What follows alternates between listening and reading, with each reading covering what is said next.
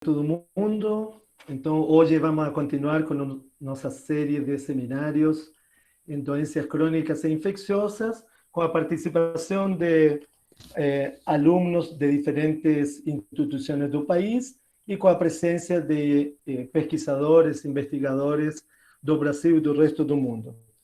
Hoje vamos a ter como moderador ao professor Glaucio Valdameri, do Departamento de Ciências Clínicas, e ele orienta e faz parte do colegiado do Programa de Pós-Graduação em Ciências Farmacêuticas.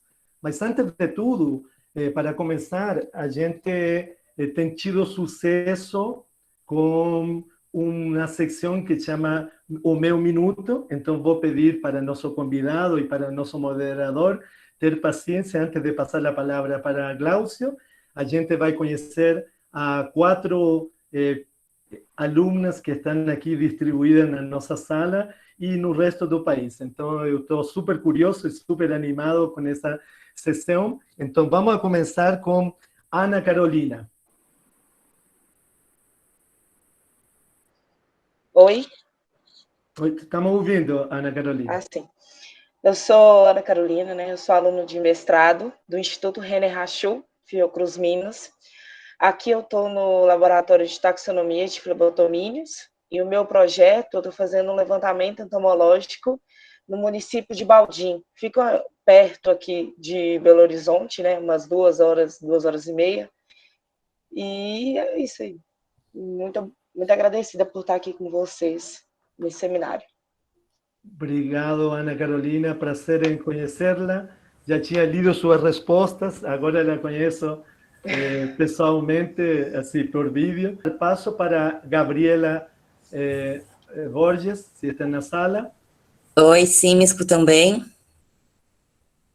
Sim, escutamos. Eu sou a Gabriela, eu sou formada em Ciências Biológicas desde 2017 pela Federal de Santa Maria, e atualmente eu sou aluna de mestrado da Universidade do Estado de Santa Catarina, estou quase finalizando já ele, em final de maio, minha defesa, e eu trabalho na busca de compostos ativos de plantas da Serra Catarinense que possam ter atividade antitripanossomal contra o Trypanosoma evans. Ah, que bom, que legal, Gabriela, prazer em conhecê-la, de Santa Catarina, que bom. Isso. Muito obrigado pela sua participação, Gabriela. Eu que agradeço pela oportunidade de vocês nos darem em conseguir, em plena pandemia, reunir essa galera para discutir ciência e aprender um pouquinho mais. Obrigado, Gabriela. Isso estamos tentando ajudar na pandemia e a gente nem tem colocado muito a situação dramática que estamos vivendo para concentrarnos, talvez distrair um pouco nossa cabeça com essa discussão científica. Exato. Obrigado, Gabriela. Maria Eduarda. Olá, boa tarde. Estão me escutando bem? Estamos.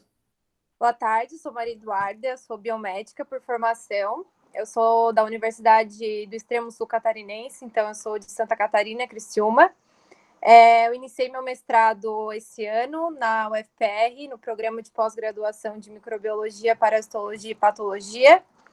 E o meu projeto, ele é na área de parasito com nanotecnologia, então a gente busca um tratamento para leishmaniose com nanopartículas de ouro.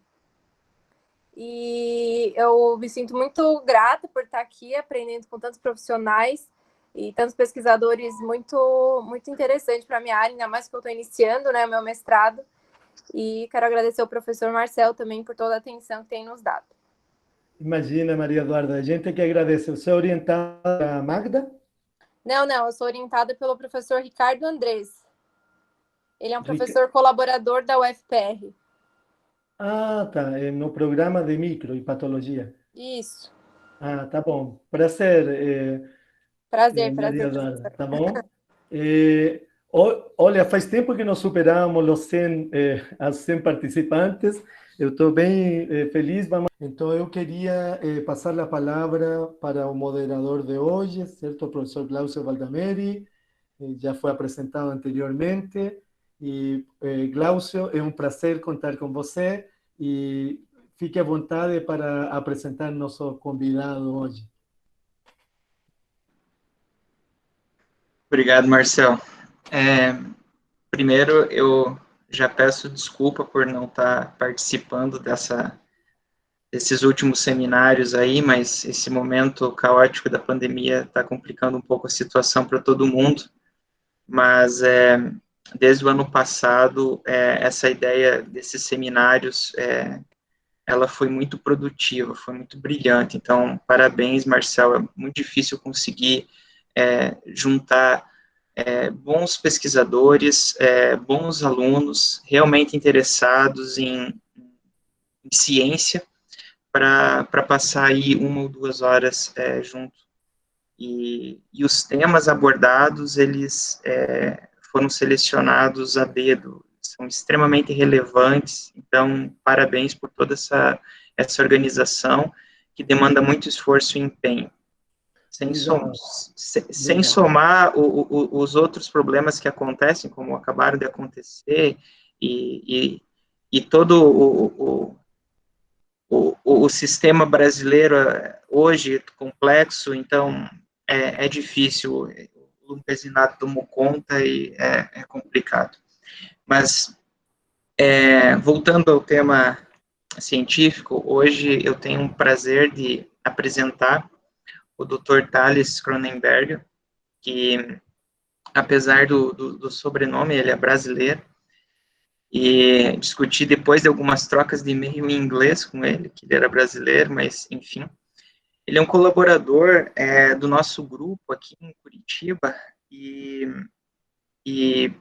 essa parceria foi muito interessante, por um tópico que acredito ser muito relevante, que é em relação à modelagem molecular. Foi por isso também a sugestão para os seminários do grupo do professor Marcel.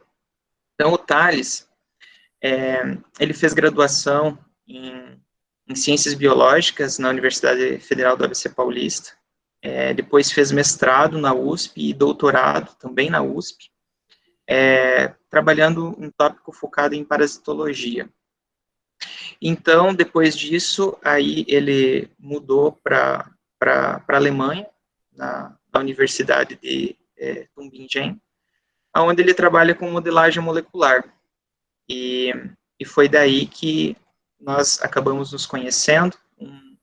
Um aluno da Universidade de Santander, da Colômbia, passou um tempo aqui no nosso laboratório, e eu sugeri para esse aluno trabalhar com a parte de modelagem molecular com transportadores ABC. Foi então que ele foi para a Finlândia, e na Finlândia, onde tem a parceria junto com a Universidade de Tübingen, por causa do supervisor do Thales, que eles começaram a trabalhar e se interessar por esse tópico. E essa parceria, ela foi muito relevante para o trabalho desse estudante de doutorado na Colômbia. Então nós continuamos essa parceria. Então, já vou passar a palavra e realmente agradecer para o Thales prontamente aceitar também o convite em conversar um pouquinho conosco hoje, falar sobre esse tópico de modelagem molecular, docking, dinâmica e etc. Obrigado, Thales. Obrigado, Glaucio. Eu sempre comento que o mundo científico ele é muito pequeno. A gente está em todo lugar do mundo, ao mesmo tempo a gente está a uma porta, 1,5 de distância de todo mundo. Eu vou tentar compartilhar minha tela. Primeiramente. Vocês veem alguma coisa na tela? Está carregando. Ok. Enquanto carrega, talvez... Eu não tenho certeza de como é o modelo da apresentação aqui, se vocês fazem perguntas antes ou depois, mas eu sempre acho benéfico se a gente fizer as perguntas durante. Se vocês tiverem alguma coisa que estiver muito não clara durante os slides, levanta a mão, acho que aparece algum negócio aqui, o link na tela, e eu tento parar e explicar alguns pontos. A gente vai conversando assim.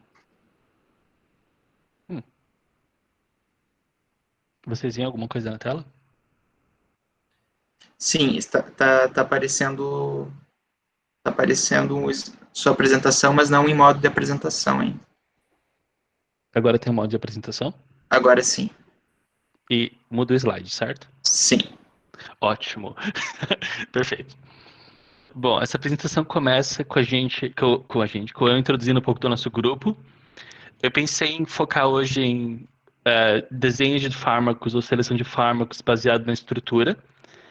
Tem outros modos, mas a gente vai falar disso hoje por conta do tempo. Isso vai envolver um tópico básico, médio e um mais avançado.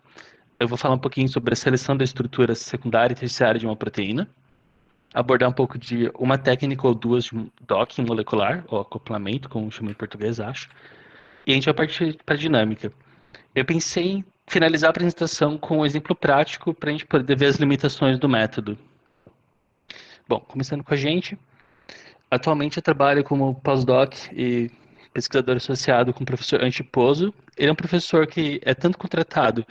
Ele tem dois grupos, um na Universidade de Tübingen, no sul da Alemanha, que somos nós, e um na Universidade da Finlândia.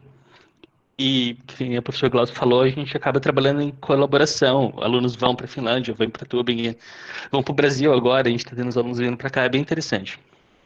O foco do nosso grupo é sempre dois grandes pontos: identificar novos compostos contra alvos moleculares, usando modelagem molecular, dar suporte aos químicos medicinais que estão sintetizando novos compostos por meio de docking dinâmica, ou tentar entender o mecanismo dos compostos compostos já conhecidos, para tentar ter informações de como isso influencia a proteína. Esses são os nossos focos gerais. Basicamente, o que eu vou estar falando nessa apresentação vai ser muito sobre ligantes, aqui em amarelo, receptores, que são as proteínas no caso. Eu estou colocando isso de uma forma bem geral. O ligante pode ser outra coisa, pode ser um DNA, pode ser um peptídeo, pode ser mil e uma coisas. A gente vai falar de pequenas moléculas aqui, mas só por conta do tempo. O receptor pode ser uma proteína, pode ser uma membrana, pode ser mil e inúmeros outros processos. De novo, vamos falar de proteína por conta do tempo. E a gente vai estar discutindo muito essa questão do acoplamento do ligante ao receptor, ou seja, a formação desse complexo do ligante-proteína. E esse é o dogma do Structure Based Drug Design, ou seja, o SBDD, no qual você sempre começa com uma estrutura alvo, uma biblioteca de ligantes. Você acaba gerando uma série de estruturas de complexo desses dois elementos, e com isso você seleciona os ligantes. Isso envolve que você selecione os ligantes por meio de um ranqueamento dos compostos e que eles assim sejam priorizados. Você consegue selecionar os ligantes que se ligam com maior, ou putativamente se ligariam com uma maior afinidade ao receptor. Isso ajuda a priorizar quais ligantes você trabalharia experimentalmente. Isso também permite que, caso um químico gere uma biblioteca de 200, 300 compostos, que esse químico não tente sintetizar muitos mais compostos do que isso, ele possa ter um guia de quais compostos seriam priorizáveis para o processo dele. E conforme eu mencionei, a gente acaba tentando entender como a ligação e a interação desses ligantes influencia na conformação da proteína. Bom, primeiro passo, da onde vem a estrutura que a gente trabalha? A resposta óbvia é uma estrutura cristalográfica ou uma estrutura de ressonância nuclear magnética, ou NMR. E geralmente eles estão disponíveis na literatura como sites do PDB, e se você tiver o seu alvo molecular, você pode ir no site do PDB, dar uma olhada, procurar ali, ver se o seu alvo já tem um cristal conhecido. E se ele já tiver um alvo conhecido, essa estrutura já tiver um ligante conhecido, bem co-cristalizado, muito provavelmente a sua estrutura já vai ser fácil de trabalhar para a modelagem molecular, dado alguns pontos que a gente vai discutir adiante. Caso não, você pode fazer o modelo por homologia ou o modelo ab initio. O tópico de modelo por homologia, o modelo ab initio, é uma série de aulas de pelo menos 2, 3 horas, super interessante, mas que eu não vou abordar aqui. Se você não tiver certeza do seu alvo, ou se o seu alvo for muito flexível, ou o seu pocket, sua cavidade, onde a droga poderia ligar, for muito grande ou incerta, você pode usar dinâmicas moleculares para poder entender melhor como são as diferentes conformações dessa proteína e usá-las. E dessas diferentes conformações, você também pode tentar entender diferentes estados da proteína. Eu vou dar um exemplo logo mais. Os dois critérios que essa apresentação inteira é um pouco sobre, tem várias formas de fazer isso, mas é um pouco da nossa opinião de como a gente trabalha no grupo. A resolução, um cristal com alta resolução, ou seja, um baixo número de resolução, mas uma alta resolução, ele tem uma densidade eletrônica que permite a modelagem de um cristal dentro da hipótese inicial muito mais precisa do que um cristal de baixa resolução, por exemplo, 3 angstroms. Você não tem certeza de como o ligante está ali dentro. Quando você estiver selecionando o ligante, o cristal dentro dessa série de cristais disponíveis, bom, se você tiver sorte, tiver muitos cristais de sua proteína, é importante prestar atenção nesse detalhe. E sites como o PDB-E, o PDB da Europa, ele permite que você veja se o ligante está bem modelado. Ah, eu tenho laser, ótimo. Que ele está bem modelado dentro do pocket e que a densidade eletrônica desse cristal permita que esse ligante esteja modelado. E, geralmente ele é limitado por essas nuvenzinhas azuis no sistema, mas que também pode ser delimitado por essas pequenas coisinhas vermelhas aqui, que apontam que há uma ligante que foi modelada nessa região que não deveria estar. Por exemplo, esse ligante aqui, ele não tem nenhum electron cloud, nenhum electron density ao redor dele, e, portanto, ele foi meio mal assinalado nessa região. Não seria um cristal selecionável. Geralmente, isso foi um trabalho que a gente fez recentemente. A gente percebeu que mesmo que você tenha um cristal da sua proteína, se você construir modelos estruturais por homologia baseados em templates de uma proteína, de diferentes cristais, em diferentes estados conformacionais, você obviamente cria modelos diferentes. Aqui a gente tentou criar um modelo de salmonella baseado na estrutura de E. coli. Elas têm esse fold bem parecidinho, e aí a gente conseguiu uma estrutura aberta. A estrutura aberta é a forma inativa a forma ativa da proteína. E se você quer desenhar um inibidor, qualquer coisa que você tentar encaixar nesse pocket, vai encaixar na forma ativa e não vai estabilizar a forma inativa.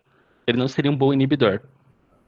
Em contrapartida, quando a gente faz um modelo por homologia, usando como template uma estrutura fechadinha, no seu estado inativo, a conformação, apesar de não parecer com o cristal original, é muito mais interessante para o drug discovery.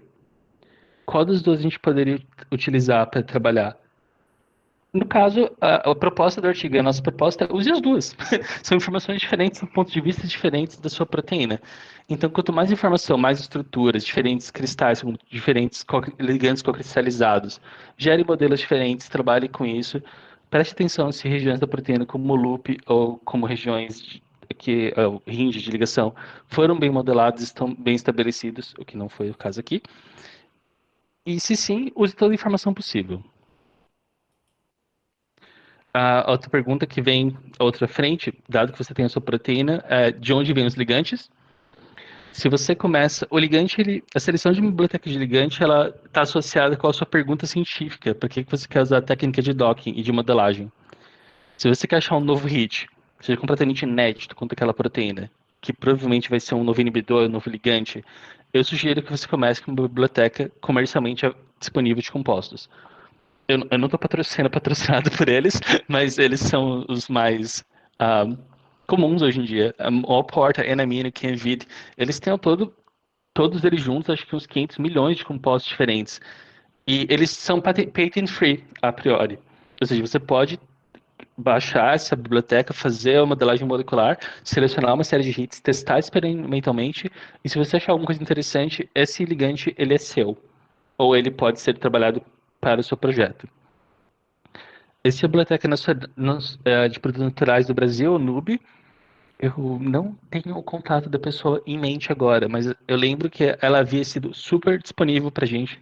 Ela abriu uma porta fantástica para discutir como conseguir os inibidores, botou a gente em contato com os grupos que haviam feito as extrações iniciais. Ou seja, se você achar que o seu ligante inibidor da sua proteína pode vir de um recurso natural, essa é uma boa forma de trabalhar. Produtos nacionais, pessoas acessíveis, colaborativas. Vamos supor que você queira fazer um reposicionamento de drogas. Isso tem sido muito discutido por conta do MPRO e do Covid. Usar drogas que já foram aprovadas pelo FDA ou que a gente chama de drogas experimentais. Você pode pegar essa biblioteca, ela também está disponível online, fazer o docking e sugerir quais compostos poderiam ser priorizados para ser testados experimentalmente.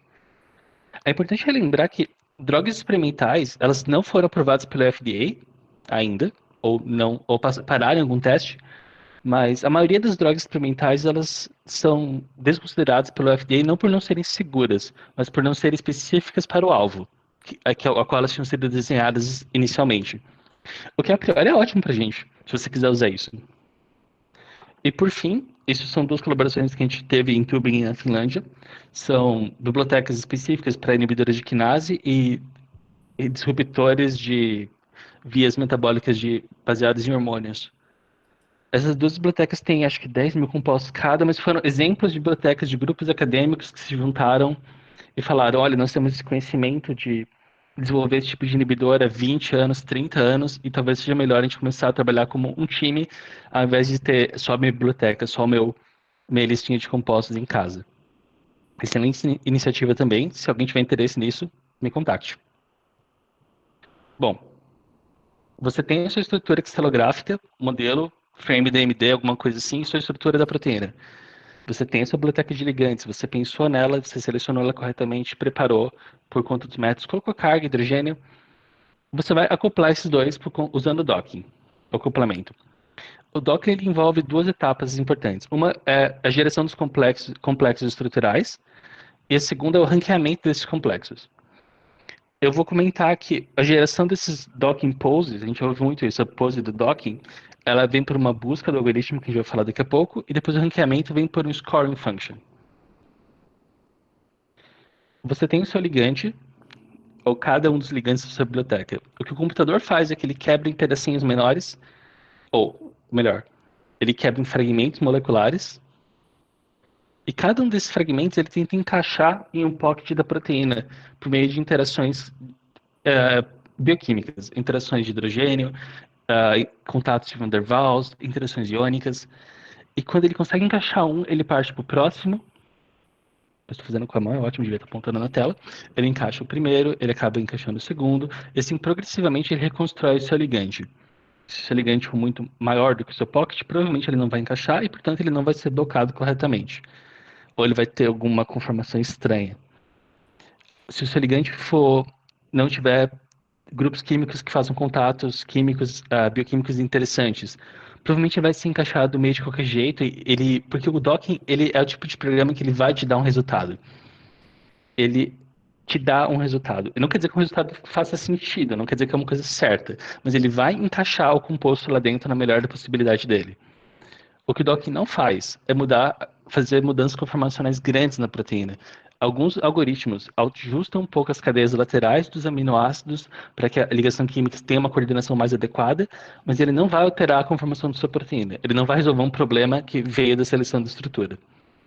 Esse processo ele demora de 1 a 10 segundos por ligante, quanto uma proteína pequena, mas aqui eu coloco um adendo, isso depende muito do tamanho do seu pocket, depende muito da flexibilidade da proteína, do seu library, do seu algoritmo. Esse algoritmo é o que a gente chama de algoritmo incremental, existem algoritmos genéticos, que são mais comuns na literatura, todos eles têm um tempo diferente. Como eu seleciono o melhor algoritmo? A gente vai discutir logo mais. Dado que você tem o seu algoritmo, ele criou esse docking pose, ele criou essa interação, esse complexo, como ele sabe se ele é adequado ou não? É a segunda etapa que eu havia mencionado. Ele usa um scoring function. O scoring function ele pode vir de machine learning, de complexos já conhecidos da literatura de cristais, por exemplo. Ele pode vir de dados experimentais, uma combinação de ambos, no caso.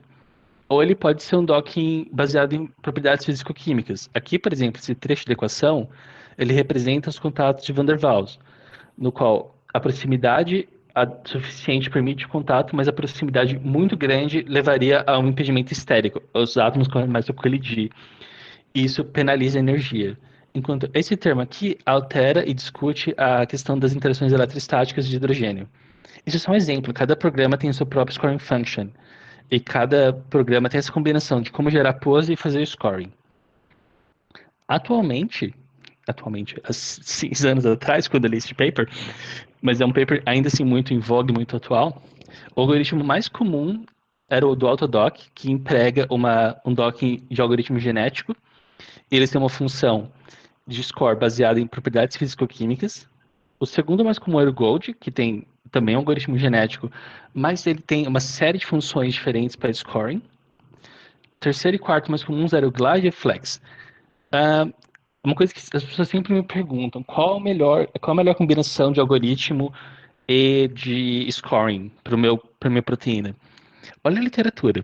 Alguém provavelmente já fez um docking da sua proteína e tem um pouco de experiência de escrita, ou testa.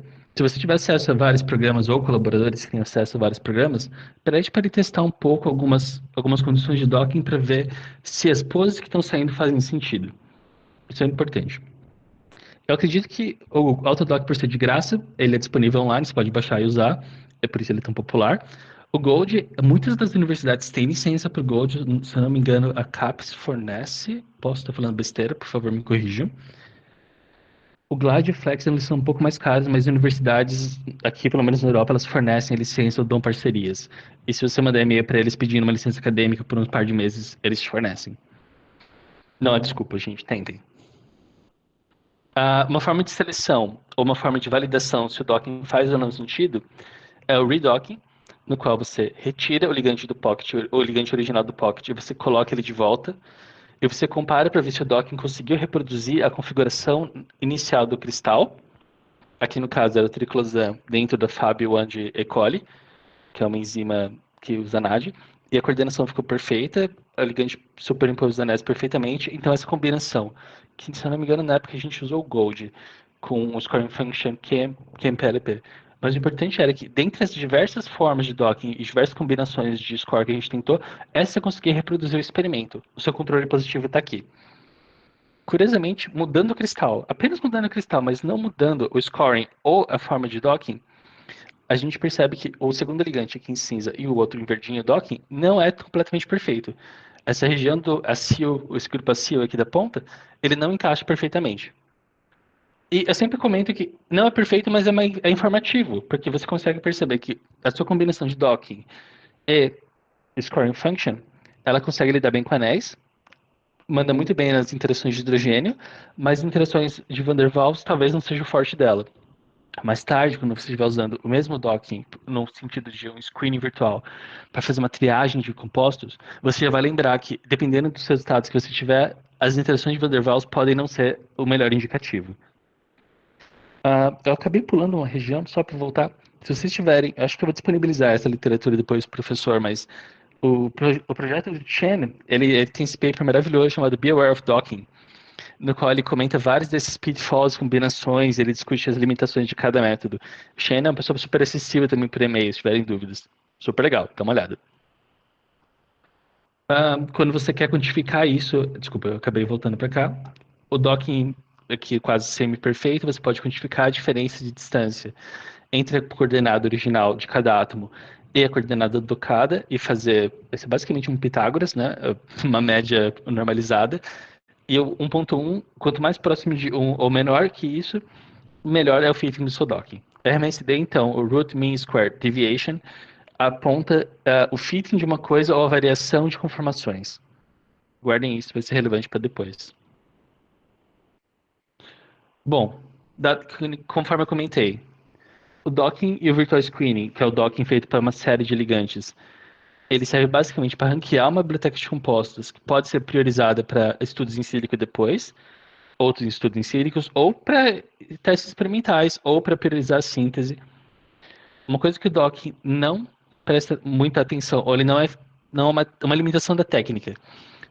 Águas. Se você não mantém uma água estrutural do cristal, ou se você não coloca uma água no seu pocket, o docking não vai colocar para você. O que quer dizer que muitas das funções de scoring, elas não consideram entropia e dessolvação como parte do score. E a gente sabe que na natureza a entropia e a dessolvação são fundamentais para o ligante, para a energia livre do ligante. Nem tudo é entropia, nem tudo é interação bioquímica. A água importa. O ranking dos compostos, ele é extremamente dependente de como você faz o estudo conformacional da proteína e dos ligantes, e ele depende muito do seu scoring function. Eu comentei do redocking para vocês darem uma reolhada, ver se o controle funciona, mas, de verdade, o que a gente faz no dia a dia, a gente acaba fazendo o redocking e parte para um virtual screening, pega as 100 primeiras poses e olha, vê se faz sentido químico. Se o seu docking está colocando aquele acil, que é completamente hidrofóbico, apontando para água, ou para onde estaria o solvente, ou ele está apontando para um pocket de aspartato altamente carregado.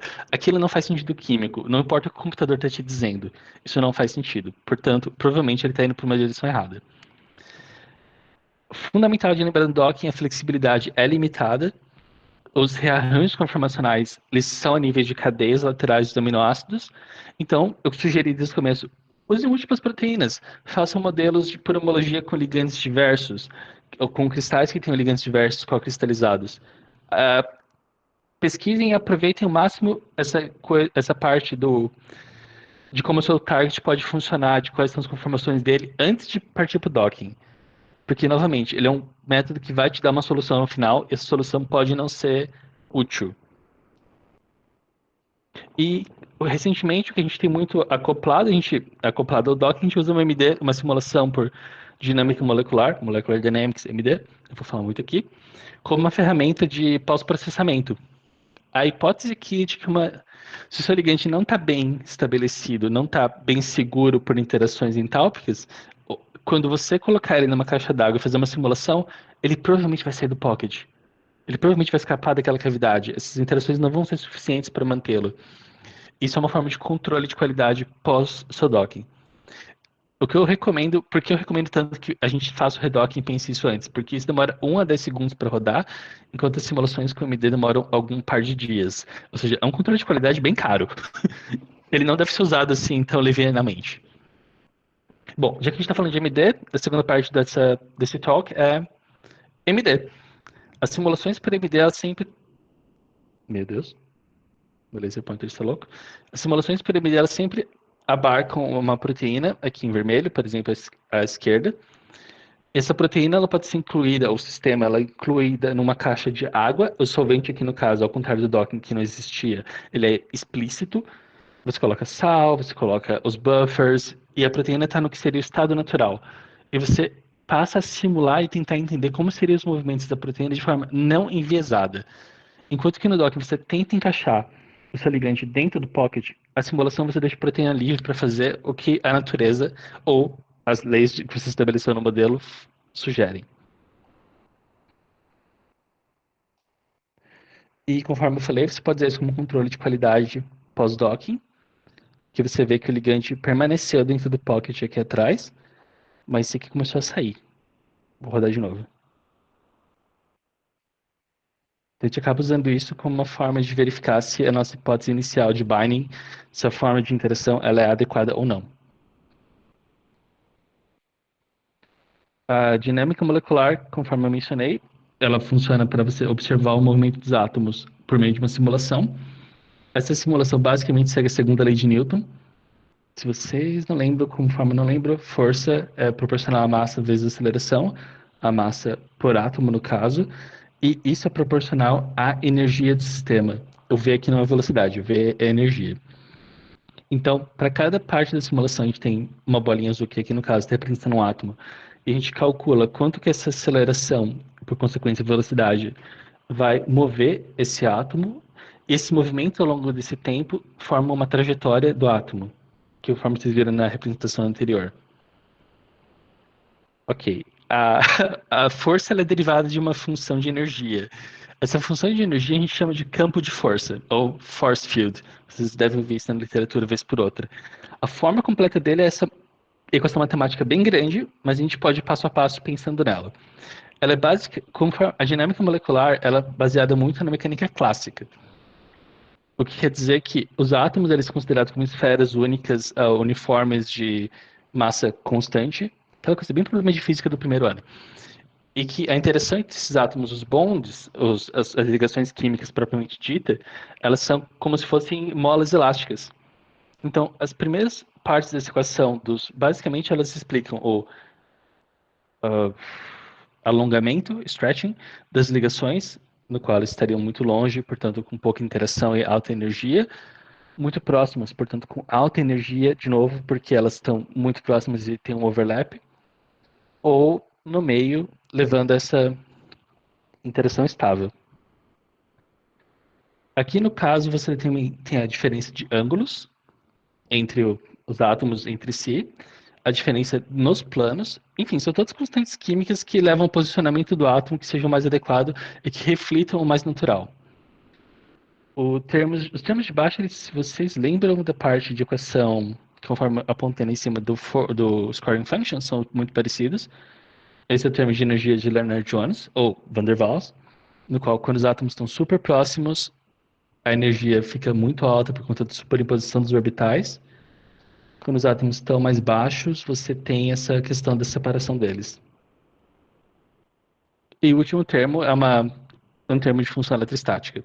Quando você compila todos esses termos juntos para cada átomo, você tem um valor de energia. Esse valor de energia é utilizado para você calcular os próximos passos do átomo. Tá todo mundo comigo? Sim. Ok, todo mundo vivo. Tem perguntas? Ainda não, mas o chat está aberto aqui. Pode seguir. Tá bom. Bom, o que a dinâmica faz é que ela calcula passo a passo, para cada passo de tempo, cada passo computacional. Você tem o set de condições iniciais, o conjunto de condições iniciais, que são as posições de cada átomo dentro da proteína, o solvente, o sal, o buffer, o seu ligante, tudo. Você tem essas velocidades, forças, conformações. Você usa a função de energia para calcular uma nova força. Essa nova força é usada para calcular a velocidade e o movimentar os átomos, ou seja, os átomos vão se mover de acordo com essa nova energia. Com a forma dessa nova energia, esse novo movimento, você vai ter uma nova força computada pelas interações, eles vão se mover de novo, calcula novas energias, então é sempre assim, calcula energia, gera movimento, calcula energia, gera movimento, e esse movimento ao longo do tempo virtual, computacional, é o que a gente chama de trajetória. E é o filmezinho que a gente acaba vendo nas simulações. Mas não apenas isso, ele também é um filmezinho, claro, a gente tem essa análise visual, mas ele também é um conjunto de propriedades químicas e físico-químicas de um sistema. Você pode calcular interações, você pode derivar a quantidade de movimento, você pode derivar a força de uma interação, a energia das interações. Há uma série de coisas que você pode extrair desse processo. Há limitações de mecânica clássica, da mecânica clássica e, por consequência, das simulações clássicas. Todas essas aproximações, elas vêm de um force field. Existem, eu não sei, no momento acho que uns 20, 30 diferentes campos de força. E se você escolhe um campo de força que não foi feito, que não tem os elementos de equação que abarcam o seu ligante, que abarcam alguma coisa na sua proteína, você pegou um campo de força que não é muito bom em simular membranas, a sua proteína é transmembrana. Você vai provavelmente trazer esse erro dentro do seu cálculo. Conforme eu mencionei, cada átomo ele é uma esfera sólida, por assim dizer. Ele tem uma carga associada a ele. Não há polarização, que é um fenômeno natural, não há transferência de carga. E por consequência, quando a gente pensa numa escala um pouco maior, não há reações químicas. Se o seu átomo começou, se o seu ATP está dentro do seu sistema, por exemplo, esse ATP não vai quebrar. Embora seria um processo que não aconteceria na natureza, dentro de uma simulação de mecânica clássica, isso não acontece. O mesmo acontece para efeitos de ionização. Se você escolheu que os seus átomos, ou que alguns resíduos de aminoácidos seriam carregados, não carregados, teriam uma certa conformação devido à carga, isso vai ser mantido até o fim da simulação. A menos que você tenha um campo de força que leve em conta isso. Então, isso tudo são escolhas que você faz e que, novamente, não há um certo, não há um errado, há você tentando criar um sistema que permita que você simule e entenda, represente o seu sistema natural. E se você consegue representar bem, você pode tirar algumas ideias disso, e se não, provavelmente você vai ter problemas. Eu acho que atualmente o maior problema que a gente tem é o problema de timescale e reproduzibilidade de simulações. Simulações e modelagem eles se tornaram muito populares nos últimos anos, né? Atualmente as pessoas conseguem rodar isso nos computadores delas, porque os computadores ficaram melhores. Mas isso não necessariamente permite que você faça uma ciência de qualidade com isso. Eu explico o porquê. Ok, essa é uma figura muito clássica. Se eu não me engano, ela foi criada por um brasileiro. Quando ele estava trabalhando com um postdoc no MIT. Esse grupo de pesquisa trabalhou com a ideia de que havia um funil de energia. e que as proteínas seguiam esse funil. Dependendo da formação da proteína, que seria o eixo X aqui, essa proteína poderia ter uma energia livre, uma energia geral do sistema que seria alta ou baixa. Conforme a proteína fosse mudando na trajetória, mudando as conformações e alterando seu próprio perfil, ela teria um aumento ou uma diminuição de energia. Alguns processos, algumas mudanças conformacionais, eles pedem mais energia do que outros. E energia, nesse caso, ela se traduz como tempo de simulação. É um pouco Matrix agora, né? Eu estou falando para vocês que o tempo ele se traduz em energia e vice-versa. Quanto mais você por ser um processo estocástico, ou seja, probabilístico, quanto mais esse tempo você simular, maior é a probabilidade que você observe que algumas dessas transições de maior energia ocorram. E que, portanto, o inverso também é importante. Se você espera que, ou se o fenômeno biológico que você quer ver, que é importante para a sua proteína, se vocês não guardarem do lado esquerdo, tudo bem, tem essa tabelinha do lado direito que vem desse artigo super antigo, mas ainda assim muito importante. Recomendo. Que aponta, se você quer, por exemplo, se você entende que o seu ligante, para ter uma estabilidade, ou sua proteína, para ter a forma de atividade dela, ela precisa que cadeias laterais se movam, você precisa que as suas simulações tenham pelo menos picosegundos a nanosegundos de tempo de simulação.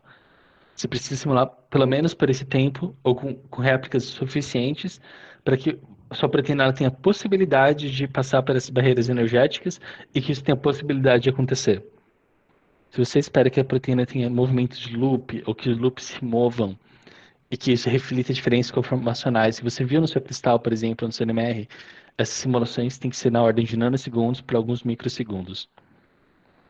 É estranho, né? Um tempo muito pequeno, mas ao mesmo tempo um tempo muito longo para a proteína. E quando você quer ver mudanças conformacionais grandes, como o movimento de 2 domínios, uma abertura de um poro, uma quinase fechando ou abrindo, uma mudança conformacional realmente expressiva, que levaria a proteína a mudar de estado, isso acontece na ordem de microsegundos para milissegundos. Hoje em dia, simulações existem em tempos de milissegundos, elas são, eu não quero falar trivial, mas elas são possíveis, e é interessante manter em mente que elas são relevantes para alguns sistemas. Mas se você estiver querendo validar o seu docking, ver se o seu ligante está dentro estável, alguns pares de nanosegundos deveriam ser suficientes.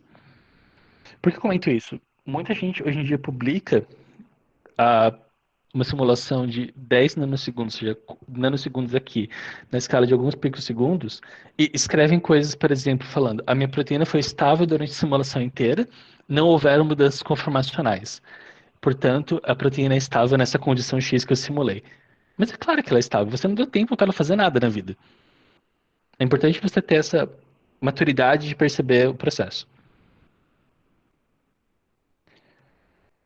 Quanto tempo leva para fazer uma simulação? Isso depende. Hoje em dia, as simulações elas são rodadas majoritariamente, a maioria dos softwares de simulação elas rodam placas de vídeo, ao invés de processadores individuais. A maioria das universidades hoje em dia tem alguns clusters, e alguns clusters permitem o uso de placa de vídeo. Eu acho que, eu não tenho certeza em cada universidade, mas pelo menos eu sei Campinas, a USP, a UFBC tinha. Então, eu acredito que alguém deve ter um cluster e é interessante. Ou seja, você não precisa rodar isso no seu computador. Esse tipo de coisa você também pode aplicar para grants ou projetos para o uso desses supercomputadores como se fosse um projeto de financiamento. Você pede dinheiro para reagentes, a gente pede dinheiro, eu brinco bastante que é o dinheiro de banco imobiliário. Você pede dinheiro computacional, você pede horas computacionais. E com essas horas computacionais você consegue escalar pela placa de vídeo, pela velocidade que você tem, e você calcula com base no seu sistema. Hoje em dia, por exemplo, a placa mais avançada que a gente tem acesso com os computadores da Finlândia, a V100, ela pode rodar sistemas pequenos como a Data Redutase com 450 nanosegundos por dia. Ou seja, aquela escala aqui de ver estabilidade ligante acontece num par de dias. Enquanto que uma escala de ver a movimentação de um sistema para mudança conformacional, isso acontece em torno de algumas semanas. Conforme eu mencionei antes, no docking você pode usar RMSD, ou Root Mean Square Deviation, para monitorar a diferença de posicionamento da proteína ao longo do tempo. No caso, isso é calculado para a proteína. Comumente, isso é uma das coisas mais comuns que a gente calcula. Para cada átomo da proteína individualmente e normaliza contra o todo. Isso é uma indicação unidimensional de como a proteína estaria se movendo ao longo do tempo. Isso é uma simplificação muito, muito forte, mas é uma forma de ver aquela checagem rápida. Aqui no caso, de novo, era a proteína Fabi, aqueles ligantes que eu apresentei antes. Eu notei que a proteína sem ligante ela permanece completamente estável por 200 nanosegundos, ou seja, a mudança conformacional do backbone da proteína em média é de 2 angstroms, isso não é muito. E essas retas, essas linhas em cor mais clara são o standard deviation de várias réplicas que a gente rodou para esse sistema. A gente reparou também que quando você tinha um ligante carregado, ou seja, um dos nossos ligantes, não havia uma mudança conformacional média indicada pela proteína, indicada pelo RMSD, mas quando você tinha um ligante não carregado, a mesma versão dele, a gente tinha mesmo bem sutilmente, logo bem cedo nas simulações, um pico, uma mudança conformacional, ou sugerida pela RMSD que haveria uma mudança conformacional. Isso refletia na mudança de alguns loops, quando a gente olhava a trajetória. Super interessante. Mas essa foi uma forma mais rápida de se verificar coisas. Mais uma indicação de paper. Esse paper ele abarca um pouco a questão do uso de dinâmica e de docking juntos. E ele volta para o começo da nossa discussão. Se eu não tenho certeza, se eu começo de uma única estrutura cristalográfica, eu posso obter mais conformações? Aqui, Structural Features pode ser qualquer coisa, mas eu poderia sugerir o MSD, que a gente acabou de discutir. E se você tem uma proteína que varia o MSD de forma bem ampla ao longo da trajetória, nesse caso muito ampla, e você pode aplicar métodos matemáticos de clusterização para poder avaliar quais delas mantêm uma cavidade, um pocket que poderiam ser drogáveis, ou druggable, ou alvejados por fármacos. E essas diversas conformações podem ser selecionadas por virtual screening. Esse artigo, ele é até relativamente bem citado hoje em dia. Ele abarca que quando você usa múltiplas proteínas ou múltiplas conformações da proteína que são relevantes do ponto de vista de dinâmica, mas também biológicos, a sua taxa de ligantes com o score mais alto no docking e, por consequência, dados seus controles, com maior possibilidade de terem o binding biológico ou o efeito biológico que você deseja é muito maior. Bem interessante, recomendo. Bom, agora eu vou transitar fugindo um pouco da teoria e eu vou dar um exemplo prático. Até aqui tudo bem? Ok. Sim. Tudo bem, tá ótimo. Todo mundo vivo. Ok. Eu quero mencionar, acho que o Glaucio está na plateia, o Dr. Glaucio Monteiro, ele passou um ano conosco aqui fazendo estágio em Tübingen, e durante esse ano ele trabalhou com a MPRO da SARS-CoV-2. Esses são os dados do postdoc dele. É bom a gente apontar aqui logo de cara.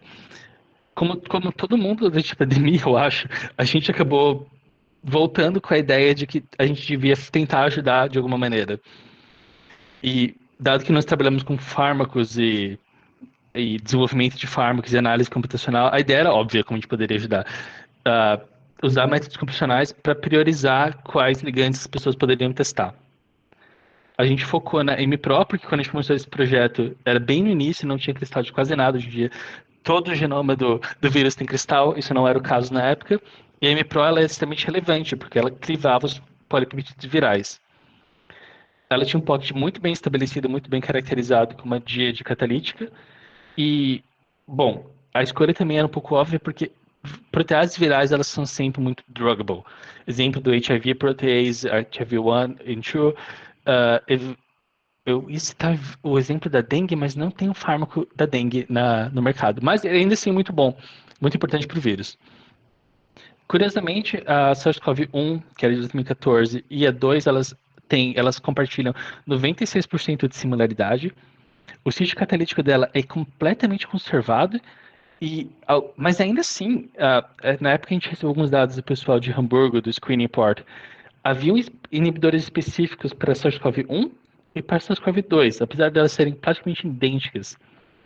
Alguns trabalhos da literatura apontavam que a SARS-CoV-1 ela podia existir como uma mistura de homodímero, como um coraçãozinho, ou um monômero, e enquanto a SARS-CoV-2 ela era exclusivamente um homodímero. Isso hoje em dia é bem consolidado. No começo da pandemia isso era um pouco... Pode ser. O alinhamento aponta. Vamos ver. E só para apontar aqui na estrutura, o sítio catalítico, essa parte laranja no meio, ela é coberta por esse loop amarelo, por esse loop verde aqui do domínio 1, e o domínio 3, aqui embaixo em azul, ou ele vai ser azul durante essa parte da apresentação, ele domina a interface da interação do homodímero. Tá bom? Bom, a gente pegou os cristais que estavam disponíveis. Sim, eu acabei pulando essa parte. A nossa principal meta era fazer um virtual screening para selecionar inibidores para teste. A gente acabou fazendo algumas simulações com alguns cristais que estavam disponíveis na época para selecionar diferentes mudanças conformacionais, e esses diferentes snapshots da MD, eles seriam usados por virtual screening. A nossa hipótese era de que o cristal estava muito parecido entre as duas, SARS-CoV-1 e SARS-CoV-2, por conta do processo de cristalização em si, mas que quando a gente rodasse uma MD, elas teriam perfis de interação diferentes. E a ideia de usar um virtual screening, ou de fazer essas MDs, é que isso poderia dar suporte para vários grupos em vários lugares. Na época a gente colaborava, um pouco de contexto, né? A gente colaborava com o pessoal da Universidade de São Paulo, a gente colaborava com o pessoal da Universidade de Minas Gerais, o pessoal de Helsinki, de Kuopio, Berlim, o pessoal de Hamburgo e o pessoal de Tübingen. Então a gente pensou, se a gente fizer esse tipo de caracterização, esses dados e essa informação ajuda todo mundo. Porque é aquele laying the ground, você está começando a criar bases para que todo mundo tenha essa informação juntos. Vou pensar nisso, galera. Bom, a MPRO, conforme eu mencionei, tem um sítio catalítico super conservado, com alguns pockets bem característicos, tipo P1, P1', e na época haviam 3 cristais disponíveis, um com o inibidor N3, aqui embaixo.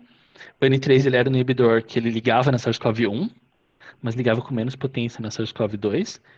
Tinha o inibidor N1, que ele foi modificado aqui em alguns pontos, ele tinha o grupo hidroxamina aqui no meio, aqui, achei.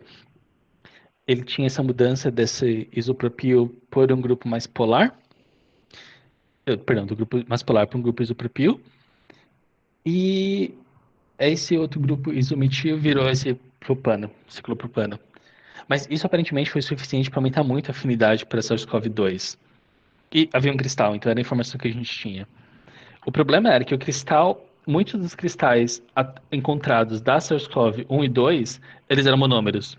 Eles são monômeros, enquanto a gente sabe que ela é ativa como dímero. Então o que a gente fez foi criar um modelo estrutural, partindo dos monômeros para cada uma delas, no caso o ligante, que era muito específico para SARS-CoV-1, para 2, e uma apostructure, uma estrutura sem ligante como controle, e a gente gerou os modelos de como seriam os dímeros baseados nos asymmetric partners, dentro de outros grupos, dentro da própria unidade simétrica do cristal.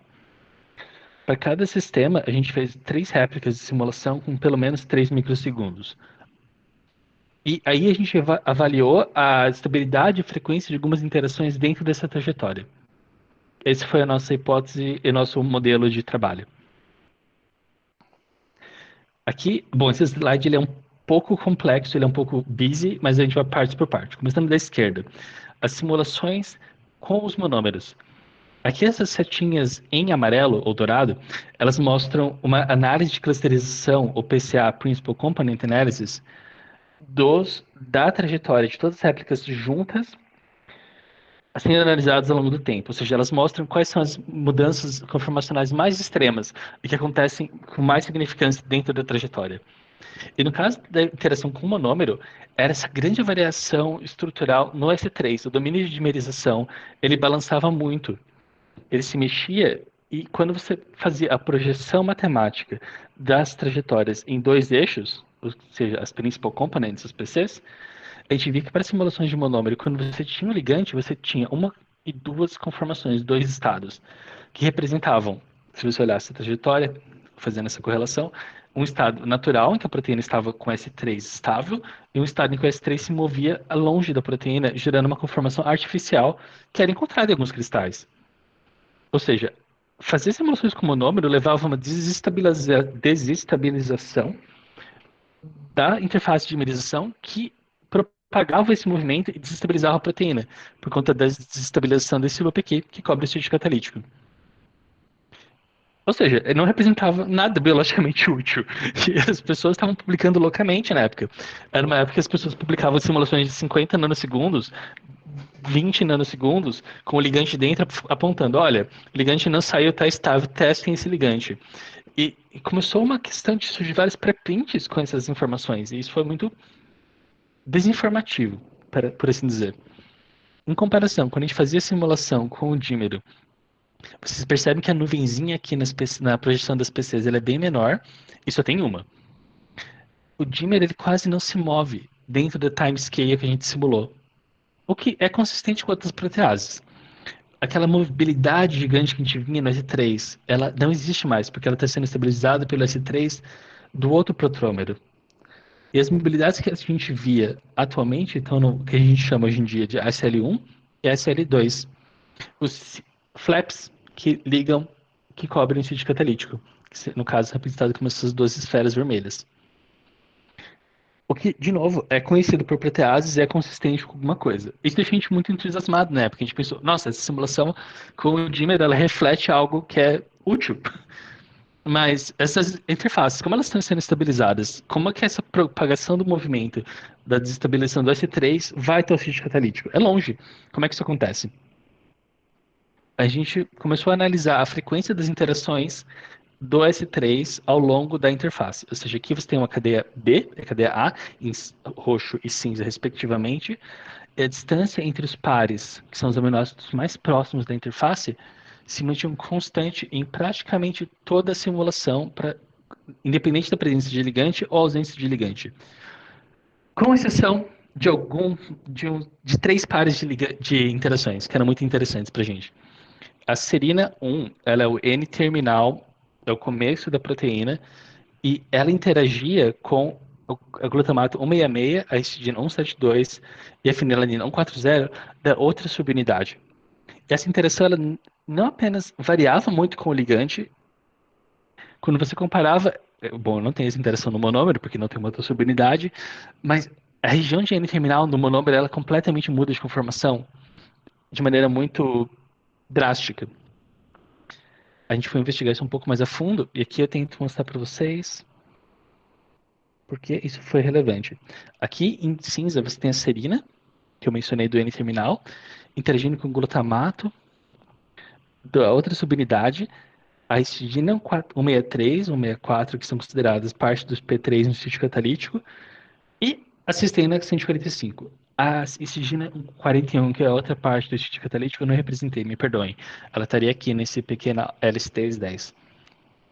Você observa essa simulação, quando você tem o dímero, o que acontece é que a serina estabiliza o glutamato na forma para fora do pocket, que permite que a main chain dele estabilize a histidina, que estabiliza a cisteína na formação catalítica. É um pouco pulando as ideias. Um aminoácido estabiliza a conformação de uma beta-sheet, que estabiliza a conformação de outro negócio que mantém o sítio catalítico no lugar. E quando você não tem o dímero, o que acontece é que esse glutamato, por ter uma carga, ele entra para dentro do pocket, mudando a conformação da beta-sheet e fazendo com que a cisteína catalítica vá para fora do pocket. Portanto, dímero importa. A gente percebeu que a maioria dos aminoácidos precisava dessa a maioria dos ligantes, tanto como monômero como dímero, precisava dessa interação com o glutamato nessa posição correta. E a gente reparou também que o ligante N1, por ter o grupo hidroxiamina, que é o extra, ele dependia muito mais de uma interação exclusiva com a histidina 10. Aqui eu apresento a frequência de interação do aminoácido ao longo da trajetória. Basicamente um bando de número, mas o que isso permite a gente analisar é que há partes do ligante que podem ser modificadas e que contribuem mais para a atividade, especificidade para o SARS-CoV-2 do que do 1. A gente, nesse caso, é uma hipótese, porque no fim das contas a modelagem sem um teste real é só uma hipótese. A gente hipotetizou de que essa interação e estabilização do glutamato ela é relevante graças a esse grupo. que a interação com o P1', que é a outra parte do pocket, com esse histidina 41, acontece por conta desse grupo. A gente já percebeu que alguns grupos aqui poderiam ser ainda maiores, do ponto de vista químico, você poderia trabalhar com grupos um pouco maiores hidrofóbicos, e que aqui, nessa região, você poderia ter ainda grupos maiores, mas que mantivessem interações polares específicas. Frames da MD que tiveram essas interações, ou esse padrão de interação, a gente pegou eles e tratou eles como input para o docking. Ok? A ideia foi que, bom, pelo menos com o pessoal da USP, foi trabalhar com biblioteca de ligantes, que a gente selecionou por docking 2.000 deles, fez o screening. Selecionamos 20 top scores que tiveram umas interações que faziam sentido, e a gente simulou como dímero e monômero. Desses 10 ligantes, desses 20 ligantes simulados, a gente selecionou 10, pelo seguinte motivo. Quando a gente simulava o ligante dentro... Bom, isso é um microsegundo de simulação, mas se você simula o ligante no monômero, ele sai do pocket em 10 nanosegundos. A histidina, apesar dela manter aquela interação, e o glutamato, ele muda a conformação e o ligante é jogado para fora. Bom, isso é um exemplo de falha. Enquanto quando você tem o dímero, o mesmo ligante, que eu havia mostrado anteriormente, ele permanece estável por muito mais tempo. Ele acaba saindo no final aqui. Esse é um fenômeno que a gente ainda não consegue explicar. A gente está discutindo questões de mutação e propondo com os grupos experimentais. Bom, essa parte que a gente parou, é a parte de validação experimental.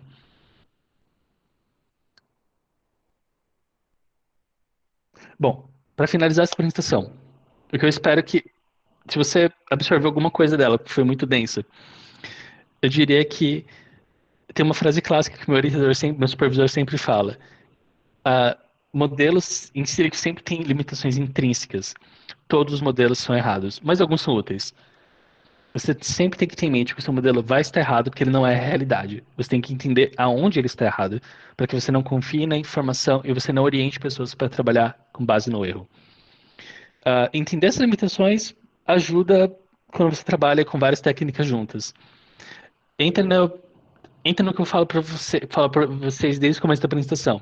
Prepara. Estuda o seu ligante, pega diferentes conformações, estuda a sua proteína, pega diferentes conformações, faça dinâmica, estuda mais, converse com os experimentais, veja quais são os pHs que eles estão usando, quais buffers eles estão usando, se isso está sendo reproduzido no seu sistema. E mesmo depois de você pensar em todos os detalhes juntos dentro de um processo, ainda assim há limitações na técnica. A validação experimental dos seus resultados é importante, mas é uma experiência minha de vida. Mas o mais importante é quando você manda um resultado para você manda um ligante para um experimentalista, ele testa 2 ligantes de uma mesma série, que essa informação volte, que vocês sentem juntos e vocês pensem por que aquilo deu certo ou por que aquilo deu errado. O negativo é uma resposta, o resultado negativo é um resultado. E eu sempre faço a apresentação com essa figura do Picasso, que ele tem esse quadro dos boizinhos, essas litografias, no qual, apesar partindo do mais realista, que é a direita, até o menos realista, ou mais cubista, no caso dele, você ainda consegue saber que é um boi. As informações estão aqui. O modelo ainda representa um boi. Isso é importante. Bom, com isso eu gostaria de agradecer ao professor Ante, naturalmente o nosso grupo. Conforme eu mencionei, o Glaucio trabalhou muito esse ano. Esses são resultados, basicamente, parte do postdoc dele. As nossas doutorandas, a Catarina e a Ana Zan, que são maravilhosas. O professor Laufer, nosso chefe de departamento, que ajudou a gente com toda a parte química do processo. As agências financiadoras, o DFG, a FAPESP, que pagaram a conta de luz de água. As universidades e o hospital. E o CSC por fornecer o acesso computacional a gente. Obrigado.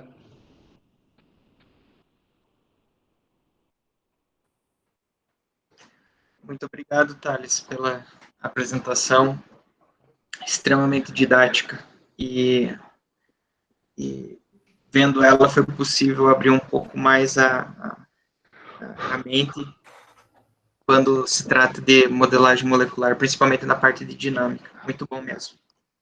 Obrigado. Dúvidas? Eu acho que o pessoal ainda está tímido para usar o chat, Marcelo.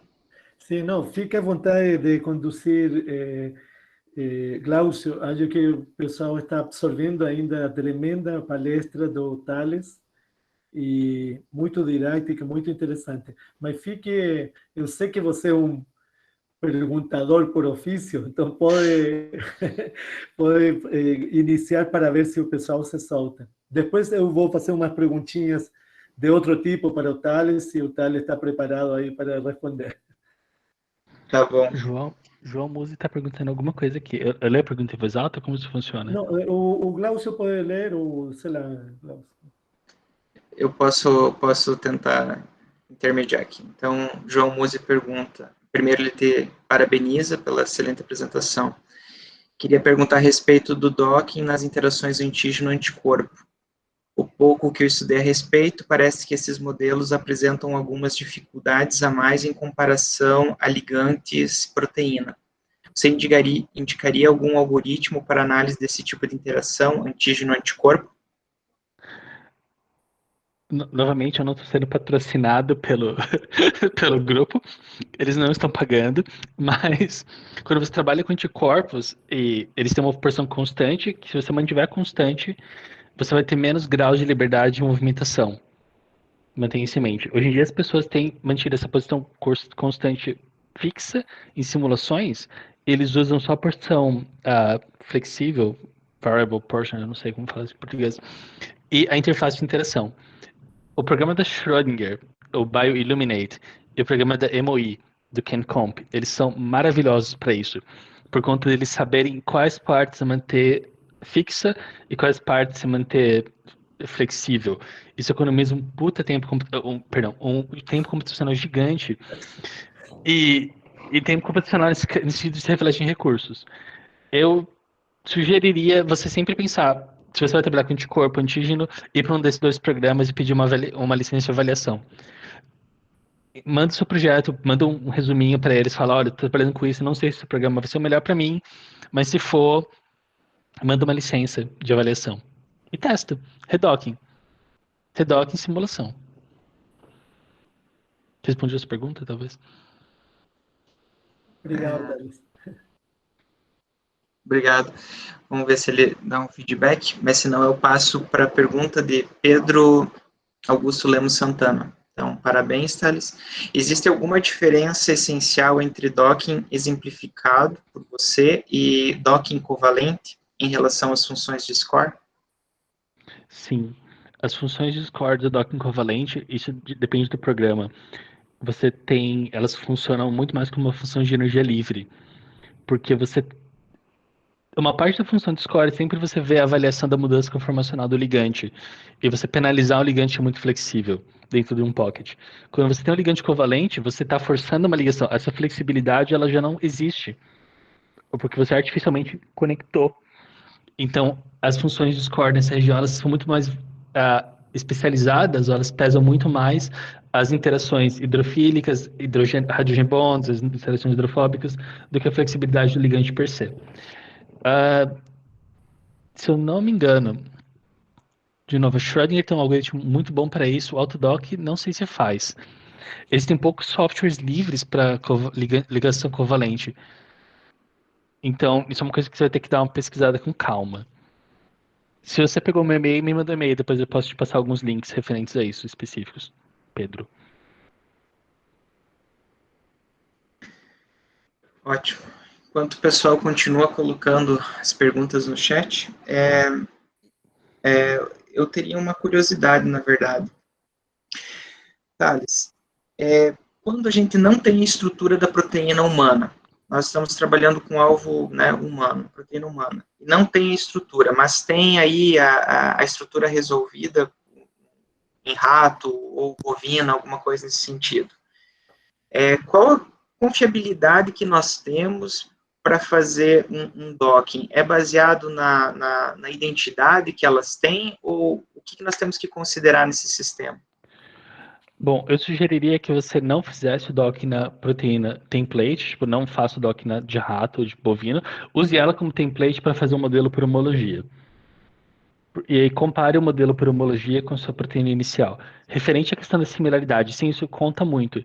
Há uma regra do Arthur Lansky, que ele publicou isso na década de 80, que ele aponta que até 70% de identidade, não similaridade, a proteína tem praticamente alta chance do seu modelo funcionar. De 70% a 40% de similaridade, provavelmente você vai acertar o folding, mas as cadeias laterais não vão estar corretas e provavelmente essa não vai ser a melhor proteína para um docking. Abaixo de 40, tenha fé e faça uma MD muito boa e veja se o fold não pesa. Uma coisa que eu trabalho muito com proteínas de bactéria às vezes é que a gente tem proteínas que têm 30% de similaridade. A gente faz um modelo por homologia com vários templates diferentes para abarcar essa conformação e roda umas MDs curtas para ver se a proteína não perde folding. Só a proteína per se. O que acontece é que se for feito um modelo muito, muito ruim, a proteína ela desenovela. Ou algumas regiões elas abrem, os loops perdem o folding completamente. Isso é uma indicação de que você talvez não deva usar essa proteína para docking. Perfeito. Alguém pergunta aqui, eu tenho uma dúvida relacionada aos métodos para preparo de modelos para simulação de MD. Que tipo de programas você recomenda para adicionar regiões não modeladas e PTMs? Regiões não modeladas. JVPC. Você está falando de loops que estão faltando? Ou as regiões não modeladas são pedaços inteiros de estrutura secundária? Bom, respondendo referente a loops, existem programas que geram loops para você. Sim, loops não modelados, ótimo. Loop nunca sai. Porque o loop ele é tão flexível que quando você tenta ele está no cristal, ele está na proteína cristalizada, mas quando você difrata, ele não aparece no padrão de difração. Então, às vezes, vale a pena você pegar programas gratuitos que fazem isso. O Input faz isso, o CIB, o pessoal de Minas Gerais tem licença para isso. Se você tiver com... O que eu sugiro que faça, assim, que seria o mais software gratuito e o mais friendly possível, usa o Modeler. Modeler é um software, ele é por linha de comando. Se você somar um pouquinho de Python, dá para fazer funcionar. Mas você pode fazer o modelo do loop que falta baseado em loops da literatura. E aí você tem um loop que pode não ser o seu loop perfeito, mas ele vai estar muito próximo de algo que já existe na natureza. Então vai ser... Provavelmente você vai começar de um excelente ponto de partida para um processo posterior. Veja se o seu loop, recomendação, se você estiver falando de uma quinase, pense se seu loop não está fosforilado. Porque você falou de PTM e eu estou começando a pensar se você não está nesse sistema de quinase. Quinases, elas são fosforiladas dependendo de um estado de ativação ou desativação. Você tem que pensar se você quer fazer essa mudança, esse PTM ou não, de acordo com o seu inibidor. Eu fiz esse erro várias vezes na minha vida de fazer o loop como se fosse ativo, botar vários fosfatos como se fosse ativo, e depois você perceber que, eu estou simulando e desenhando inibidores com outra forma ativa. Eu quero uma proteína inativa. O que eu estou fazendo da minha vida? Então, seja consistente. A última pergunta, o que mais? Acho que é isso, JVPC. Ele comentou assim que são loops não modelados e das modificações pós-traducionais como glicosilação e fosforilação. Então, acho que é isso. O João Musi também, ele agradece, respondeu sim. E a segunda questão, ainda nesse tema, é se é possível, tendo somente a estrutura do anticorpo, identificar o possível antígeno ao qual esse anticorpo se ligaria. Nossa. Eu não tenho informação a respeito, eu vou pesquisar para você depois. Possível, existem pessoas fazendo isso. Tem um grupo no Japão que estava fazendo isso ano passado. E eles conseguiram, foi lindo. Mas eu vi um caso. Então, eu acho que as pessoas, elas são... Aconteceria se tivesse uma biblioteca de antígenos, por exemplo, eu não sei se seria um polissacarídeo, uma proteína, um peptídeo, de você fazer essa biblioteca e fazer o docking contra isso. Então você não estaria modelando ab initio, mas você estaria fazendo screening de possibilidades já enriquecidas. Você está ajudando o programa a te ajudar nesse aspecto. Mas eu penso, cara, peptídeo, perdão, João Musi.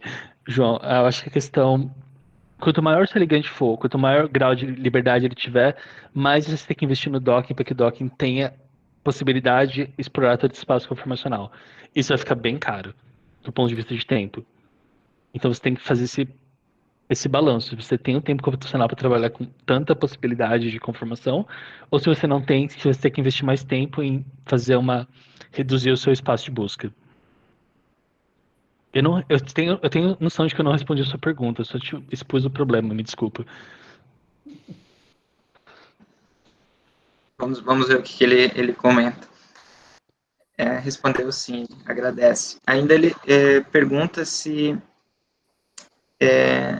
os algoritmos atuais conseguem modelar o docking em proteínas conjugadas, ou seja, levando em consideração cadeias de polissacarídeos ou lipídios acoplados na proteína.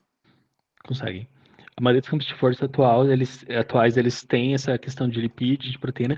Um dos campos de força mais desenvolvidos para glicosacarídeos foi feito no FPR, inclusive. Ó, caseiro. O pessoal do Goverli. Então, a questão dos principais programas livres, como o GROMACS, o Autodoc, eles têm toda uma parametrização já para açúcar, e lipídios, eles são super antigos, as pessoas adoram lipídios. Tem isso sim. Ótimo.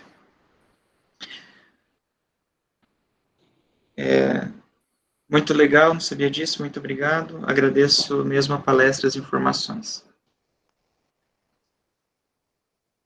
Enquanto surge mais alguma questão... Glaucio, acho que Vivian queria perguntar. A Vivian aqui, ó. Ah, tá. Como é que sabia? Levantou a mão? Eu tenho uma mãozinha assim que aparece. Ah, tá. Legal. Olá. Parabéns, Thales, a apresentação foi ótima. A gente Desculpa. Imagina. Esse é o Thomas. A gente tá... Oi, Thomas. Thomas, ele tá acostumado que as coisas têm que ser no momento nele. Só um pouquinho, amor. Vem aqui. Vem aqui, deixa a mãe fazer uma pergunta. Isso, ver a Thomas foi muito bom. Thales, então a apresentação foi ótima. A gente está entrando nesse mundo aí, tentando entender um pouco mais. E eu tenho duas colocações. Uma delas é uma grande dúvida que eu tenho. Super simples, tá? Então, me desculpa aí pela simplicidade. Mas eu fico com dúvida no seguinte, da melhor pose. A pose 1 é a melhor? Ou não? Como que a gente faz um docking e discrimina, ou seja, colocando a consideração que a gente usou o PDB-X, a gente aqui está usando o Autodoc Vina, versão X. Como determinar qual é a melhor pose? É uma pergunta. Ela não é uma pergunta simples. Ela é uma pergunta muito, muito complexa, na verdade. Porque, conforme eu mencionei para vocês, vamos supor que você fez o redocking de uma única proteína e o redocking ficou perfeito. Isso quer dizer que o seu modelo é consistente consigo mesmo, não quer dizer que aquilo representa alguma coisa real. Tá. É engraçado, né? Então, eu sempre... Qual a melhor pose? O scoring, ele ajuda até certo ponto. O Bine Affinity, não sei o que o Vinit dessa numeração, ele ajuda até um certo ponto, mas eu sempre procuro olhar para ver se as interações elas fazem sentido. E no caso de, dependendo do target, se eu souber um pouco mais sobre ele, eu tento ver algumas regiões que são descritas na literatura. Por exemplo, quando a gente trabalha com inibidores de quinase, você sempre tem uma região do hinge, que é onde a ATP ligaria. Isso é clássico. O docking tem que conseguir acertar essa interação. Se não, provavelmente o docking, por mais que todo o resto seja o correto, ele não está representando algo que é biologicamente relevante.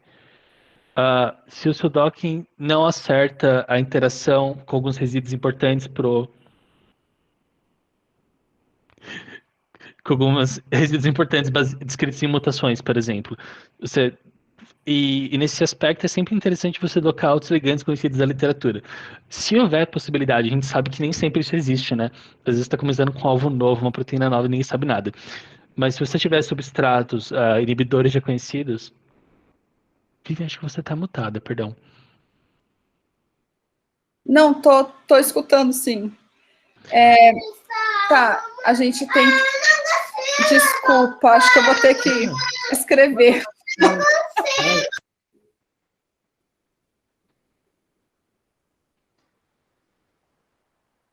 Outra coisa que eu queria só assim levantar, durante meu doutorado, a minha ideia era fazer dinâmica molecular no RMN.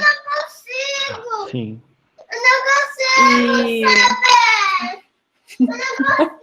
E aí, eu queria saber, assim como o redocking, curiosidade, tem alguma possibilidade redinâmica?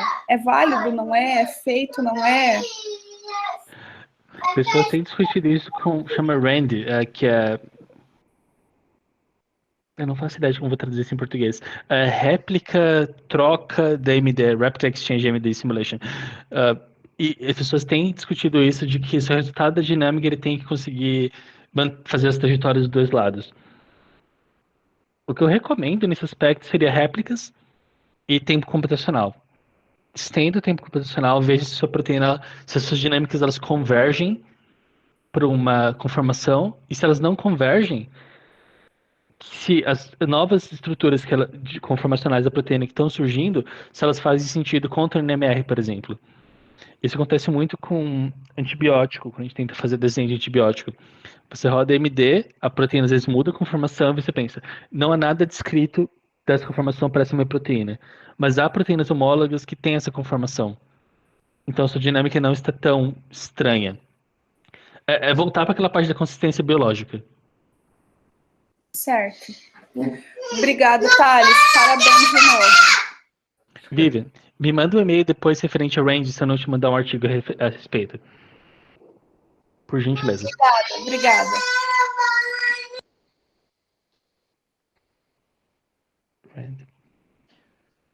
Thomas não é fácil. Ok. Thomas está muito entusiasmado. Ele gostou da palestra. Eu tenho só mais um detalhe que eu gostaria de perguntar também, Thales. É a respeito da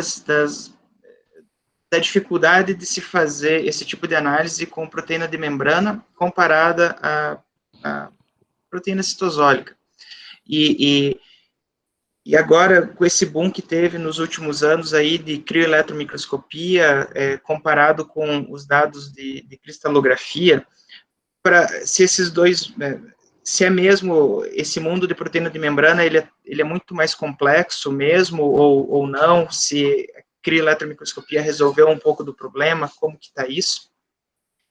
E também, até onde que nós podemos ter confiabilidade nesses dados, mesmo que em alta resolução, qual que é a chance de acerto quando você parte de uma simulação em sílico, e aí vai para uma mutagênese sítio dirigida, e isso é validado, sabe, mais ou menos, qual que é a chance de acerto nessa linha?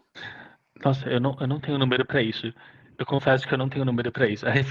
Em relação ao Cryo-EM, Cryo-EM é muito novo, mas realmente ele abriu uma porta gigante para essa questão de proteína de membrana. A gente trabalhando no nosso próximo projeto, cada mês, cada semestre saem estruturas novas, e você, pelo menos para mim, é empolgante, vamos botar nesse termo. Você olha uma estrutura e daqui a um mês você tem uma estrutura completamente nova, com folding completamente diferente, no estado da proteína que você não esperava. Então, é difícil você voltar e fazer o backtrack disso contra a literatura e falar, nossa, esse fold está reproduzindo uma coisa interessante, nova, que está reproduzindo uma coisa que é consistente. Não, porque ele é muito novo. A questão das simulações referentes a site-direct mutagenesis, acho que entra na qualidade da estrutura. Se a sua estrutura ela for uma estrutura de alta qualidade desde o começo, ou se você conseguiu consertar regiões que não tinham uma alta qualidade com MD ou com docking, ou com sua expertise, provavelmente sua chance de ter um acerto é mais alta.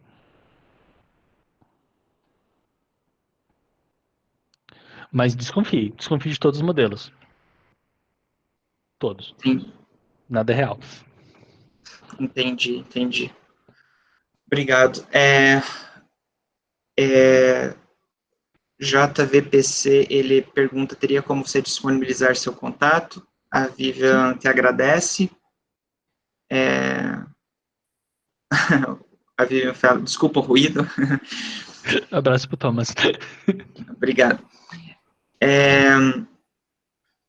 Eu acho que da minha parte, as minhas dúvidas eram essas. Não sei se o Eu acho que agora o Marcel vai seguir para um outro aspecto aí de perguntas, mas eu quero novamente te agradecer pela disponibilidade e pela apresentação extremamente didática e ilustrativa sobre esse mundo.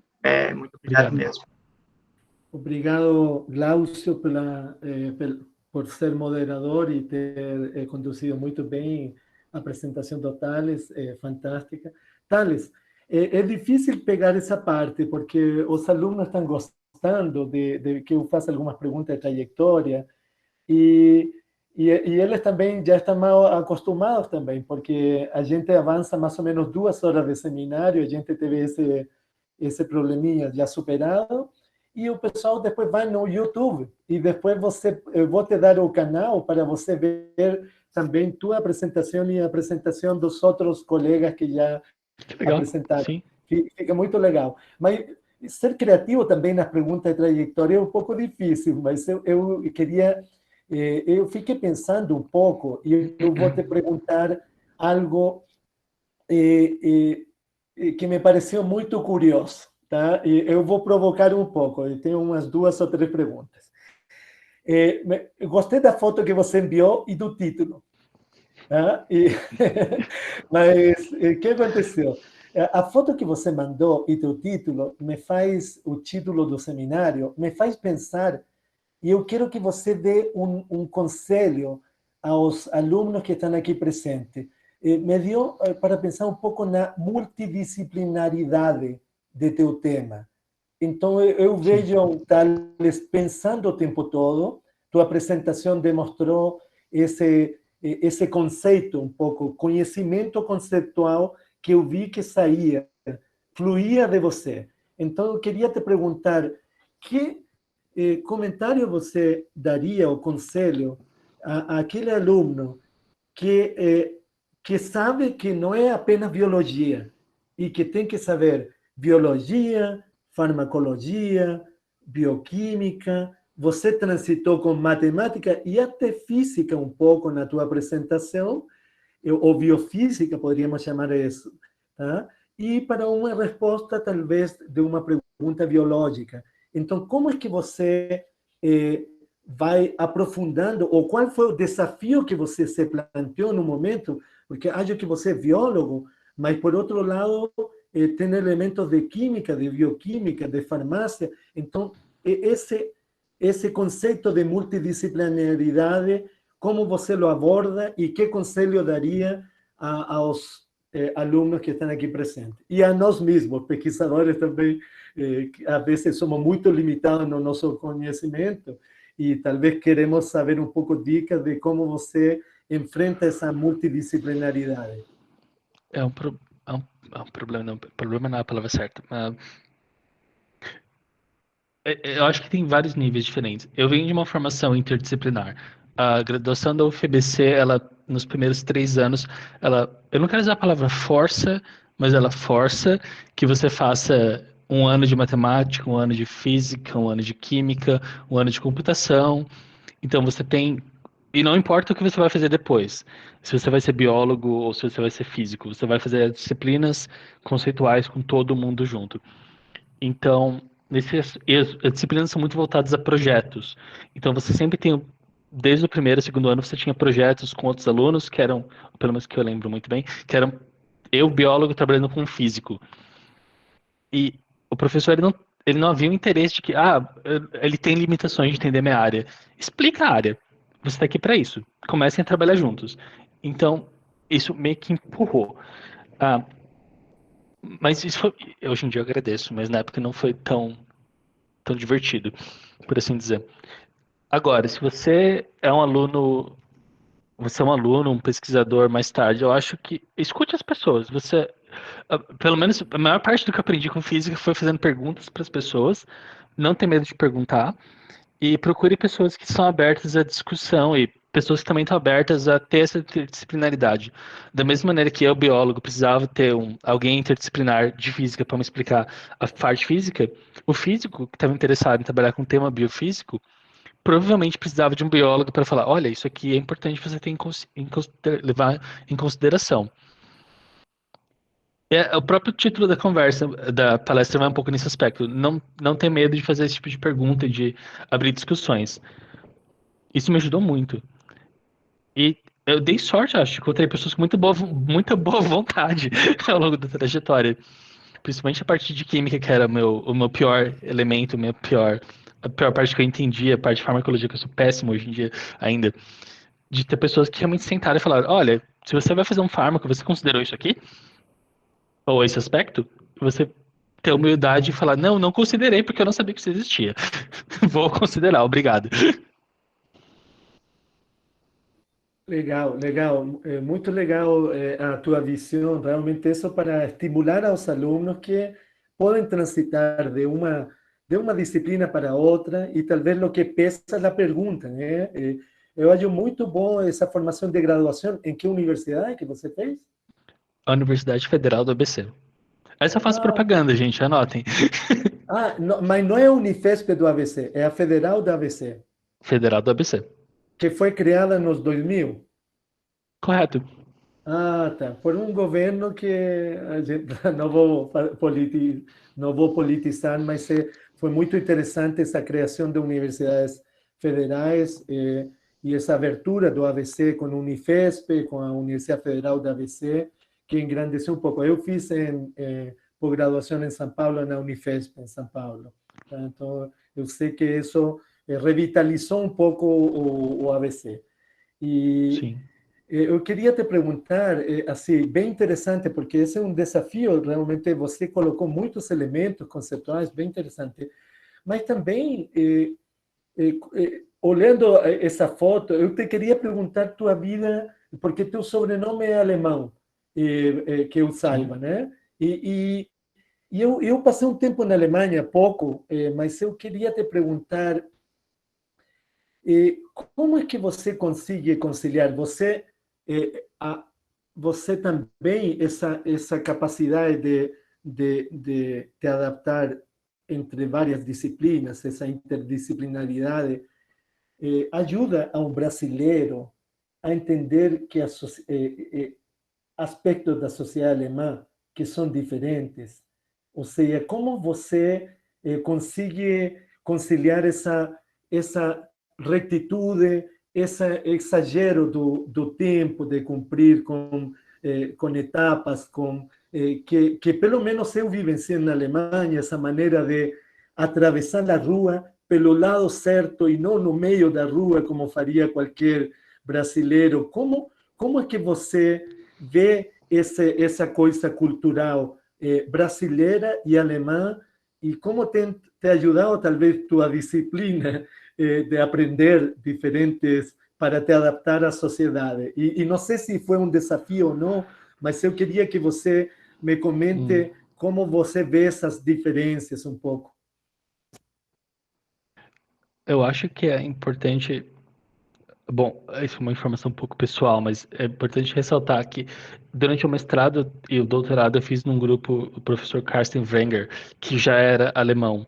Não, perdão, ele continua alemão, ele tá vivo, desculpa. Meu Deus. Ele, ele é alemão e professor da USP. E a questão de rigidez no laboratório, por assim dizer, documentação e ter esse processo, isso começou desde aquela época. Eu não sinto que eu sofri muitos problemas de adaptação, mas a Alemanha ela tem. Eu dei sorte por estar no ambiente universitário, então o processo integrativo é sempre muito mais aberto. O ambiente universitário, isso em qualquer lugar do mundo, acredito, pelo menos no país que eu visitei, eles criam sempre uma bolha no qual você tem um pequeno buffer, no qual você pode fazer alguns erros sociais que as pessoas falam: olha, você é novo aqui, é assim que a gente faz aqui, então, por favor, da próxima vez, preste atenção. O que talvez não aconteça fora dessa bolha, mas isso anda em paralelo com a questão que você falou de ambiente universitário, todo mundo quer colaborar, a gente é muito aberto, a gente quer trabalhar junto, a gente tem essa busca por um objetivo comum. Talvez seja meio naivo da minha parte. E, portanto, se você quer colaborar com as pessoas, você quer que as pessoas se sintam bem. É um pouco de propaganda, talvez. No nosso laboratório, atualmente, as meninas, que eu comentei as doutorandas, mas também os vários projetos colaborativos, não somos 100% alemães, todo mundo é muito imigrante e, por consequência, por ser esse laboratório multicultural, as pessoas têm que aprender a trabalhar com não de maneira não tão rígida do ponto de vista cultural. Elas precisam se adaptar e criar esse consenso. Bom senso, acho, também ajuda. Bom senso e paciência, sei lá. É interessante, Thales. É só um comentário que eu fiz porque me surpreendeu um pouco esses aspectos culturais da sociedade fora da universidade quando eu fiquei um pouco na Alemanha, esse excessivo rigor de Perdão. algumas condutas e que se sente um pouco forte. Assim. E me diga o seguinte, só para já ir finalizando, como é que está a sua situação? Você é pós-doc, já se acostumou a morar fora? Como vê o desenvolvimento da ciência aí na Alemanha e a situação complicada que estamos vivendo aqui no Brasil? Talvez uma pergunta um pouco linha tênue, mas aqui estamos em confiança. Eu acho que a gente está se ajudando na pandemia e um dos aspectos que mais temos sofrido é essa descrença com a ciência aqui no Brasil e estamos como estamos talvez por isso. Talvez que você vê como um brasileiro fora do país, essa situação que estamos passando e como está tu ansia de voltar ou de ficar aí na Europa, aguantando-se um pouco mais ou talvez fazer uma carreira internacional. Isso aqui é sempre um documento, uma visão de vida para os alunos que têm sonhos e que veem o drama atual. Muito difícil. A gente está enfrentando uma situação tão complicada que não tenho conversado muito com o Glaucio ultimamente, mas nos cortaram muitas bolsas e a pós-graduação está sofrendo de processos de pessoal que está estudando e não sabe se vai conseguir continuar estudando, fazendo pós-graduação, em momentos que já tinha se decidido a fazer esse caminho, que se completa apenas com doutorado, você sabe muito bem, e com pós-doutorados de boa qualidade. Então, como você vê esse processo todo? Eu fiz uma pergunta ampla, talvez para te dar uma chance para te espalhar e já ir despedindo um pouco o seminário. Eu acho que a sua pergunta ela se divide em 2 partes, 3. Pelo menos no começo, como eu vejo a ciência na Alemanha. A Alemanha é um país que investe muito em ciência. Eu tenho que confessar que essa foi um dos maiores... Isso vai soar muito mal, mas isso foi um dos maiores aspectos que eu escolhi vir para cá. Quando eu estava escolhendo fazer pós-doutorado, onde? Eu procurei lugares que haviam investimento, grupos muito fortes na área, e a questão de escolher essa universidade, não apenas por eu conhecer o professor Pozo, claro, por ele ter dado a oportunidade, mas também pelo ambiente. As pessoas têm um ambiente muito forte de acreditar em ciência, investir em ciência e realmente valorizar. Então, você faz ciência aqui e você se sente bem, é um emprego válido. Você está fazendo uma trajetória, você está trabalhando, você não é... E talvez essa é uma distinção que é um pouco chocante com o paradigma brasileiro. Você não é um estudante de doutorado. Você estuda, você faz o seu doutorado, mas você é contratado como um empregado, você é um research assistant, você é um Wissenschaftler, Mitarbeiter. Você é um trabalhador com ciência, se for a tradução literal. Então você tem uma responsabilidade muito mais forte e não que as pessoas não tenham responsabilidade no Brasil, mas você tem o governo te enforça leis, você tem uma lei de trabalho, você tem uma garantia, você tem um seguro-desemprego, você tem um seguro-saúde, o que, pelo menos, isso é uma coisa que eu não via acontecer quando eu era bolsista no Brasil. Mas eu também nem sabia que isso era uma realidade, então sabe aquela coisa, você está vivendo no Brasil, você tinha bolsa, estava feliz, e aí você pensa, nossa, olha só, existem lugares que ciência é levada como um emprego e eu posso ser um cientista profissional, que loucura. Mas isso veio de eu tenho que agradecer muito o processo no caso do FAPESP foi o BEP na minha época, no meio do doutorado, que me permitiu visitar a Alemanha por um ano e meio. E nesse 1 ano e meio eu trabalhei com o pessoal de Hamburgo e realmente abriu minha mente de conversar com pessoas e falar, nossa, olha só como é feita de maneira diferente. A ciência em si não é diferente, a ciência ainda é ciência, mas a forma como isso é encarado dentro de uma sociedade é diferente. Por que eu falo isso? Porque aí vem a segunda parte da pergunta, o link. Como as pessoas encaram ciência aqui? Elas encaram normalmente. É uma coisa que você fez no seu trabalho, e como tudo na Alemanha, se você seguiu as regras e se foi adequado segundo os conformes, ela está correta, e e portanto as pessoas acreditam. Há uma visibilidade, há uma acreditação, confiança, perdão. Há uma confiança muito maior no cientista, ou no processo de ciência aqui. Mas porque ele permeia o dia a dia das pessoas também. Eu respondi a sua pergunta? Perdão. Ou divaguei muito? Não, respondeu a pergunta e me fez pensar muito também. Eu acho que o conselho que você deu um pouco com tua experiência, só faltou teu sonho, se você se manter ou aí, ou como você vê a situação brasileira. Só faltou essa parte da pergunta para finalizar. Eu não tenho uma resposta para isso agora. Talvez eu não tenho uma resposta para isso. Eu decidi, quando eu vim para cá em 2017 como postdoc, eu tinha em mente que eu faria pelo menos uns, a gente planeja, claro, pelo menos uns 5, 6 anos para fechar, para que tenha um projeto grande, que tenha um começo, um início, um fim. Que nem eu brinco com as doutorandas, eu falo assim, não, quando vocês não defenderem, eu não vou embora. Tipo, não vai ser um abandono de lar. Mas eu não sei o que vai acontecer depois, assim. Eu acredito que provavelmente eu vou me tornar um cientista aqui, mas pode ser que eu vá para o Brasil, pode ser que eu venha da minha arte na praia, não sei. Tá bom, Thales. Perdão. Thales, eu te desejo. Primeiro, assim, honestamente, foi ótimo te conhecer. E eu agradeço ao Obrigado. Glaucio ter convidado você. Eu acho que vou entrar em contato, porque eu me limito, às vezes, para fazer esse tipo de comentário final, mas tenho algumas perguntas de tipo científico que talvez te escrevam no e-mail. E eu te desejo que nesse momento, que você se mantenha o máximo possível fora do país, porque você é uma mostra de um brasileiro que está aproveitando as oportunidades que tem fora para se formar e para ter um destaque. Eu acho que isso é importante, talvez não seja o momento da nossa ciência brasileira, já houve momentos muito melhores, e eu acho que te desejo continuar quanto você quiser fora, e se você se tornar um cientista internacional, você sabe que nós tem aqui alunos brasileiros, pesquisadores brasileiros, que você pode confiar, colaborar e a gente fazer uma ciência entre vários países, que é o que a gente pretende fazer com esse pessoal que fica fora, brilhando, aproveitando as oportunidades que tem.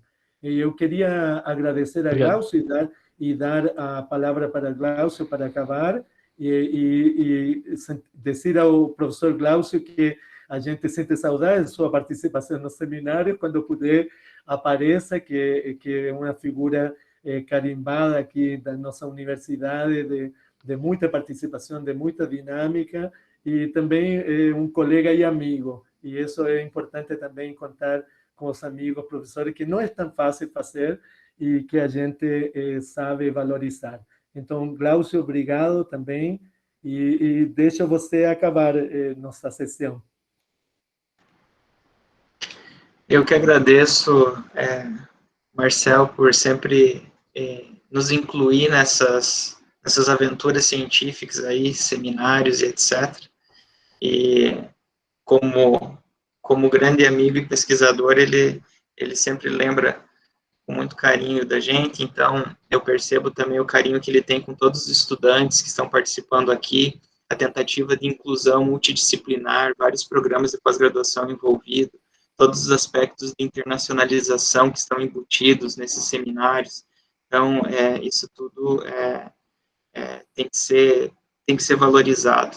É uma oportunidade ímpar que todos os estudantes estão tendo agora, e talvez isso seja fruto de uma pandemia, e que esse tipo de abordagem vai ficar. Então, se existem poucas coisas positivas, talvez essa seja uma. Enfim, e só quero agradecer, então, a todo mundo que nos assistiu aí, que estava o tempo todo ligado, e novamente ao Thales e o Marcel. E sempre que possível eu vou participar dos seminários, é só por causa da correria mesmo. Acho que o Thales quer uma palavrinha final. Não, é só um comentário. Não, obrigado por ter me chamado, claro, isso foi muito, muito legal. Eu gosto muito de falar sobre modelagem, no jeito, vocês devem ter percebido, mas eu entendo que foi uma palestra muito densa e que eu falei de muitos conceitos pulando para lá e para cá. Se alguém tiver alguma dúvida, ou se alguma parte chamou a sua atenção, você sente, nossa, é minha vocação, quero trabalhar com modelagem, pede meu contato para o professor, me liga, converse conosco. Nossa porta virtual está sempre aberta. Obrigado, Thales. Esse é o espírito que a gente quer ter e eu acho que foi ótima a sua apresentação e não esperava menos também da indicação do Glaucio, que sempre está procurando, ele tem muitos também contatos e interesses comuns, interesses diferentes que nos fazem crescer em conjunto, tentando aprender esse conceito de multidisciplinaridade. Eu deixo como símbolo tua foto, pensando, eu gostei muito da sua escolha, porque acho que reflete um pouco, assim, por que lado vou explicar isso aqui? Eu acho que você conseguiu explicar e foi muito interessante. Então, te agradeço, Thales, sucesso aí na Alemanha. Obrigado. E bom, eu queria acabar, então, dizer tchau para todo mundo. Glaucio, tchau, Thales. Pode tomar uma cerveja de qualidade aí, comemorar esta sozinho aí. E um abraço para todo mundo, até a próxima semana. Então, tudo bom para vocês e se cuidem que ainda estamos em pandemia e o Brasil precisa um tempo para refletir quando vamos sair dessa situação. Espero que a Alemanha vá saindo aos pouquinhos e a gente também consiga